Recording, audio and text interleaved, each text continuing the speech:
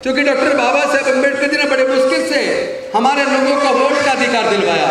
जब इस बात पे चर्चा शुरू हुई थी कि वोट का अधिकार किसको मिलना चाहिए, तो ज़्यादातर लोग वोट का अधिकार केवल इनकम टैक्स को देने के फेवर में थे। ये जो बड़े जमींदार हैं उनको देना चाहते थे, ये जो ग्रेजुएट हैं उनको देना चाहते थे। लेकिन डॉक्टर बाबा साहेब अम्बेडकर जी ने सोचा कि मनुस्मृति में हमारे लोगों के पढ़ने पर धार्मिक बंदिश थी, व्यापार करने पर धार्मिक बंदिश थी, संपत्ति रखने पर धार्मिक बंदिश थी। तो मनुस्मृति की वजह से हमारे लोग ना ग्रेजुएट बन पाए, ना वो प्रॉपर्टी के मालिक बन पाए, ना जमींदार बन पाए, ना वो बिजनेसमैन बन पाए। इसीलिए वो लोग इनकम टैक्स पे भी नहीं बन पाए। इसका मतलब हमारे लोगों को वो वोट का अधिकार देना नहीं चाहते थे। लेकिन डॉक्टर बाबा साहेब अम्बेडकर अड़ गए, बड़ी मजबूती के साथ अड़ गए और उन्होंने कहा कि वोट का अधिकार केवल इनकम टैक्स पे करने वालों को नहीं, केवल बड़े जमींदारों को नहीं, केवल ग्रेजुएट को नहीं, भारत में वे रहने वाले सभी लोगों को बराबर रूप से मिलेगा। चाहे स्त्री हो या पुरुष हो, पढ़ा लिखा हो या अनपढ़ हो, अमीर हो या गरीब हो, इनकम टैक्स पे करता हो या ना करता हो, सब लोगों को वोट का अधिकार मिलेगा और हर आदमी की वोट की कीमत बराबर होगी। One man one vote one value. और इसी के ऊपर माननीय कांसीराम साहब ने कहा था, अपनी वोट की इस तरह रक्षा करो जिस तरह अपनी बहन बेटी की इज्जत की रक्षा की जाती है। लेकिन आज चुनाव आयोग खुद वोट चोर हो गया या वोट चोरी करने वाले के साथ हो गया। आज हमारी आंख की सबकी वोट की चोरी हो रही है, तो हम लोग शांत क्यों हैं? क्या आप अपनी वोट की रक्षा नहीं करोगे? जिस तरह आप अपनी बहन बेटे की इज्जत की रक्षा करनी चाहिए, बाबा साहब ने भी कहा, माननीय कांसीराम साहब ने भी कहा, उसी तरह अपनी वोट की चोरी की भी रक्षा करो, वोट को चोर मत होने दो। लेकिन आज तो सरकारें वोट चोरी करवा रही हैं, तो इसके खिलाफ मजबूती के साथ एकजुट होकर लड़ना पड़ेगा। बहुत जल्दी आह्वान करेंगे। पूरे भारत के अंदर इलेक्शन कमीशन को चैन से नहीं बैठने दे रहा है, क्योंकि इलेक्शन कमीशन अपने आप में सब कुछ नहीं है, खुदा नहीं है। इलेक्शन कमीशन को जो जिम्मेदारी है संविधान ने दी है, इलेक्शन कमीशन को जो पावर दी है संविधान ने दी है, और वो power free fair and transparent चुनाव कराने के लिए दी है। लेकिन फ्री फेयर एंड ट्रांसपेरेंट चुनाव कराने की बजाय इलेक्शन कमीशन वोट की चोरी करने वालों के साथ खड़ा हो जाता है। जिस चोरी का जवाब इलेक्शन कमीशन को देना चाहिए, उसका जवाब बीजेपी के नेता दे रहे हैं और कह रहे हैं कि आप वोट क्यों नहीं, आप जो वोट क्यों नहीं जाते, आप एफिडेविट दाखिल क्यों नहीं करते। अरे पूरा देश चाह रहा है कि हमारी वोट की चोरी बंद होनी चाहिए, हमारी वोट की रक्षा होनी चाहिए। पूरा देश के लोग कह रहे हैं हमारी वोट की चोरी हो रही है, पूरे देश के लोग कह रहे हैं हमें ईवीएम पे भरोसा नहीं है, हमें बैलेट पेपर से चुनाव चाहिए। तो फिर इलेक्शन कमीशन और ये कुछ जज मिलके आखिर क्यों ईवीएम पे ऊपर इतना जोर दे रहे हैं? क्यों वो बैलेट पेपर वापस लाने के लिए तैयार नहीं है? अरे ये वोटर की मर्जी है, वो किस चीज तरीके से वोट दे। सरकार जनता को चुननी है, क्योंकि संविधान ने जनता को वोट का अधिकार दिया। अगर हमें डाउट है, हमें भरोसा नहीं है ईवीएम मशीन के ऊपर, हम चाहते हैं कि बैलेट पेपर से चुनाव हो, तो मैं पूछना चाहता हूं इलेक्शन कमीशन क्यों इतनी जिद पैदा है, सुप्रीम कोर्ट क्यों इतनी जिद पैदा है? जब बड़े बड़े देश, जो विकसित देश हैं, अमेरिका जैसे देश, फ्रांस, जर्मनी और इंग्लैंड जैसे देश, जब वो अपने यहाँ ईवीएम से चुनाव पे भरोसा नहीं करते, जापान ईवीएम पे भरोसा नहीं करता, जब वो लोग बैलेट पेपर पे भरोसा करते हैं, बैलेट पेपर से चुनाव कराते हैं, और भारत के भी 90% लोग चाहते हैं बैलेट से चुनाव हो, ईवीएम से ना हो, तो आखिर फिर कौन सी मजबूरी है? क्यों इलेक्शन कमीशन, क्यों सारे जजेस ईवीएम के ऊपर जोर दे रहे हैं? क्यों जनता की भावनाओं की कदर नहीं की जा रही है? क्यों जनता की भावनाओं को इग्नोर किया जा रहा है? इसलिए ये लड़ाई हमारे आने वाले बच्चों के भविष्य की है। क्या आप अपने बच्चों को फिर से गुलाम देखना चाहते हैं? अगर आप गुलाम नहीं देखना चाहते तो इस लड़ाई को लड़ना पड़ेगा। कई तरह के हमले हमारी आज़ादी पे हो रहे हैं, कई तरह के हमले हमारे अधिकारों पे हो रहे हैं, केवल हमारी वोट की चोरी नहीं हो रही। बड़ी मुश्किल से पढ़ने का मौका मिला था, लेकिन उन्होंने लगभग पिछले 15 से 20 सालों में लगभग 2 लाख सरकारी स्कूल बंद कर दिए। मैं पूछना चाहता हूँ, क्या देश में जनता कम हो गई है? क्या देश की जनसंख्या कम हो गई है? जनसंख्या बढ़ रही है। स्कूल और ज़्यादा खुलने चाहिए थे, लेकिन सरकारों ने स्कूलों को मर्जर के नाम पर बंद कर दिया है। प्राइवेट स्कूल खुलते जा रहे हैं, सरकारी बंद हो रहे हैं। प्राइवेट में पढ़ाई का खर्चा इतना महंगा है कि 99% SC ST OBC के बच्चे, माइनॉरिटी के बच्चे, वो प्राइवेट पब्लिक स्कूलों का खर्चा नहीं उठा सकते। और स्कूल को छोड़िए, अगर कॉलेज की बात करें तो 5 साल का NLU से लॉ की डिग्री करने के लिए कम से कम 25 लाख रुपया चाहिए। सरकारी इंजीनियरिंग कॉलेज से 4 साल की डिग्री करने के लिए कम से कम 15 से 20 लाख चाहिए। मैनेजमेंट की डिग्री IIM से करने के लिए कम से कम 30 लाख रुपया चाहिए। SC ST OBC माइनॉरिटी के लोग तो 98 से 99% ऐसे हैं जिनके पूरे परिवार की इनकम को अगर जोड़ दें तो पूरे परिवार की इनकम 5,000 रुपये से 20,000 रुपये महीने के बीच है। तो क्या ऐसे परिवार के बच्चे अपने बच्चे को इन 25 लाख 20 लाख की डिग्री कराने का खर्चा उठा सकते हैं क्या? यानी कि आपकी पढ़ाई का रास्ता खुद सरकारों ने बंद कर दिया, साजिश के तहत बंद कर दिया। और दूसरी तरफ जो हमारे लोग नौकरी में जाया करते थे, ज़्यादातर लोग तो 4th क्लास की नौकरी में आते थे। 4th क्लास एम्प्लॉयमेंट को पूरी तरह आउटसोर्स करके ठेके पे दे दिया। फिर पे कमीशन ने 4th क्लास एम्प्लॉयमेंट को पूरी तरह आउटसोर्स करके ठेके पे दे दिया, आपकी नौकरी के रास्ते बंद कर दिए। लेटरल एंट्री भी ले आए अब, और जितने PSU थे सारे PSU भेज दिए, एयर इंडिया भेज दिया, बंदरगाह भेज दिए, एयरपोर्ट भेज दिए, ITDC के होटल भेज दिए, बैंक भेज दिए, इंश्योरेंस कंपनी भेज दी, पेट्रोलियम कंपनी भेज दी, गैस कंपनियां भेज दी, आधे से ज़्यादा रेलवे भेज दिया। धीरे धीरे धीरे धीरे जो सैकड़ों PSUs कांग्रेस के टाइम पर बने थे वो सारे PSU जिन्होंने खत्म कर दिए। तो आपके तो नौकरी के रास्ते भी बंद और आपके पढ़ाई के रास्ते भी बंद। अब आपके बच्चों का भविष्य क्या होगा? आप लोग बनते रहो MP MLA, बनते रहो मंत्री, और मंत्री बन के अपने अपने पार्टी के गुलाम बन जाओ। इस समाज के हितों की रक्षा कौन करेगा? जब ये सब कुछ चल रहा था, जब सारा आउटसोर्स ठेकेदारी प्रथा चल रही थी, क्या तब हमारे सांसद विधायक नहीं थे? तब हमारे मंत्री नहीं थे?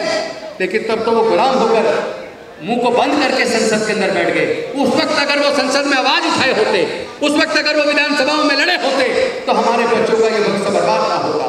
फिर से गुलामी हमारे बच्चों की तरफ तेजी से बढ़ रही है। लेकिन और इसके साथ साथ अब वोट की चोरी, चुनाव की चोरी, इस लड़ाई को हमें लड़ना पड़ेगा। और हम बहुत जल्दी खोल देने वाले इन तमाम मुद्दों पर एक लंबे टर्म की एक पॉलिसी बनाकर पूरे देश में एक जन आंदोलन बनाना पड़ेगा। ये जन आंदोलन केवल संविधान की रक्षा के लिए नहीं होगा, ये जन आंदोलन केवल आपकी वोट की रक्षा के लिए नहीं होगा, ये जन आंदोलन आपके बच्चों को दोबारा से गुलाम बनने से रोकने के लिए भी होगा। हम लड़ेंगे, हम जीतेंगे। कि हमारे समाज की जो स्थिति हजारों साल तक किस तरह की थी और उस हजारों साल की गुलामी से बाहर निकालने के लिए डॉक्टर बाबा साहेब अम्बेडकर जी ने अपने 5 में से 4 बच्चों को खो दिया। अपनी जवान पत्नी माता रमाबाई को खो दिया और अपना पूरा जीवन जलाकर हमारी हजारों साल की गुलामी तोड़ी। लेकिन उसके बाद आप देखेंगे वीरांगना फूलन देवी जी के साथ जिस तरह की जुल्म जाती हुई, मतलब दिल दहल जाता है सोचने मात्र से। जिसके ऊपर बीती है उसका सोचिए। हम अगर केवल मन में विचार करें तो भी दिल दहल जाता है। ऐसी विपरीत परिस्थिति में इतनी जिल्लत और इतना अपमान सहने के बाद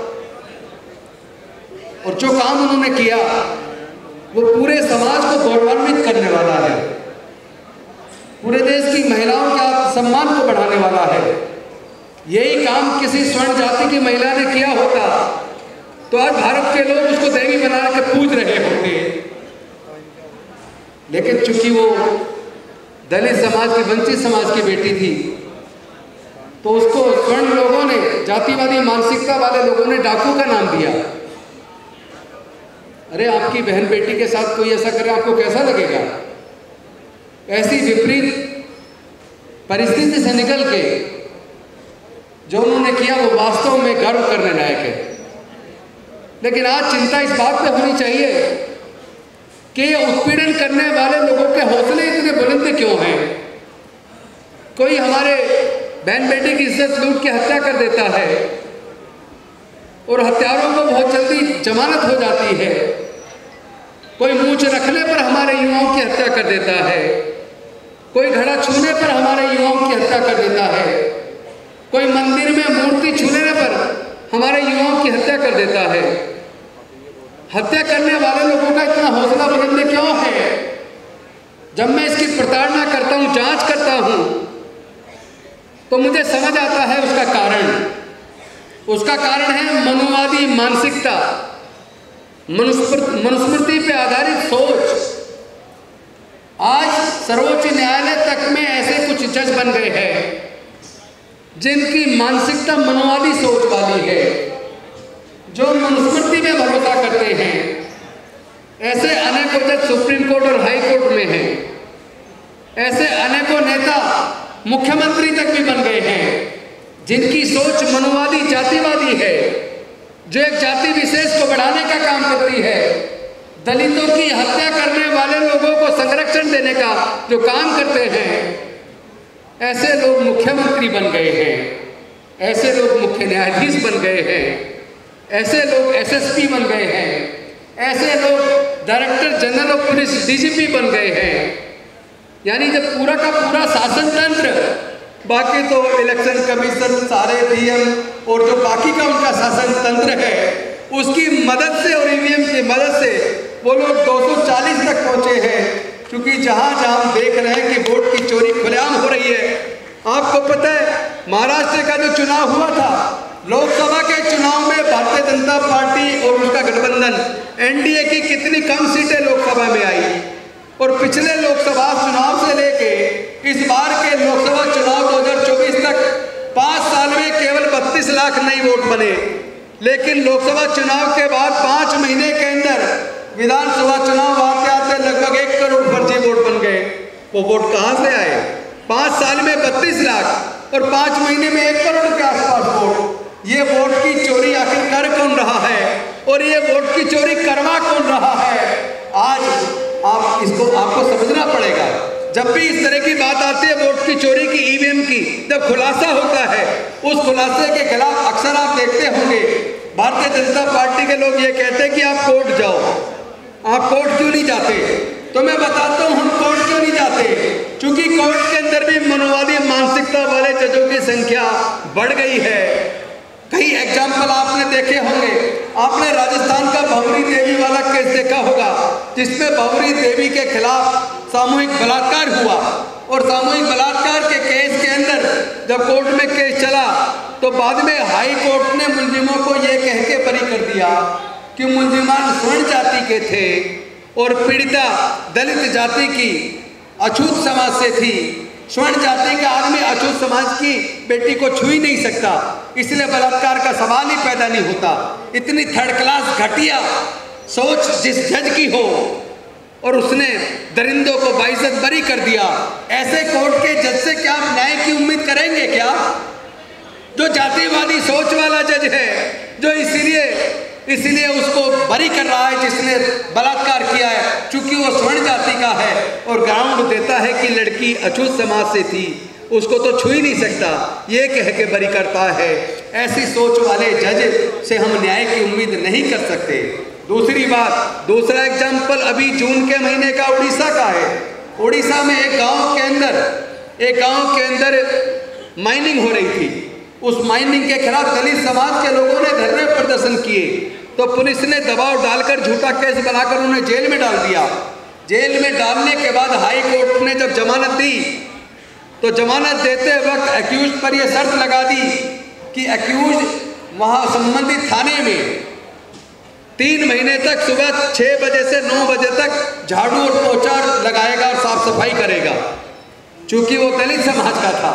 और हाई कोर्ट कहते हैं जो जातिवादी मानसिकता के तहत इस तरह जातिवादी जजमेंट दे रहा है, जमानत में शर्त लगा रहा है, और वो पुलिस को ड्यूटी दी। पुलिस का काम है उसको फिनाइल, पोछा और झाड़ू मुलजिम को अवेलेबल कराएगा। तो जहां जज की मानसिकता जातिवादी हो, उस जज से क्या आप न्याय की उम्मीद करेंगे? अगर आज हम कोर्ट चले जाएं तो पता लगेगा 5 साल निकल गए, लेकिन कोर्ट से कोई निर्णय आने वाला नहीं है। बीजेपी इस बात को अच्छे से जानती है कि उनकी विचारधारा के लोग भी जज बन गए हैं, और वहां जैसे ही जाएंगे तो वो पूरा उस मैटर को इतना लोग प्रोलॉन्ग कर देंगे, 5 साल तक भी जजमेंट नहीं आएगा, और आएगा तो मनोवादी सोच वाला आएगा। तो ऐसे कोर्ट के ऊपर भरोसा करने की बजाय हम जनता पे भरोसा करते हैं। भारत की जनता सबसे ऊपर है। जनता से ऊपर ना कोई जज है, ना कोई वकील है, और ना ही कोई नेता है, ना ही कोई सांसद है, ना ही कोई मंत्री है, ना कोई मुख्यमंत्री है, ना प्रधानमंत्री है, ना राष्ट्रपति है। कोई भी व्यक्ति देश की जनता से ऊपर नहीं है। देश के संविधान ने जनता को ताकत दी है, और जनता को भी ये पता होना चाहिए कि चाहे कोई कितना ही बड़े से बड़ा नेता हो, MP हो, MLA हो, मंत्री हो, SSP हो, DM हो, सब जनता के सेवा के पब्लिक सर्वेंट हैं। उनकी जिम्मेदारी जनता की सेवा करनी है। वो जनता के मालिक बनने की कोशिश ना करें।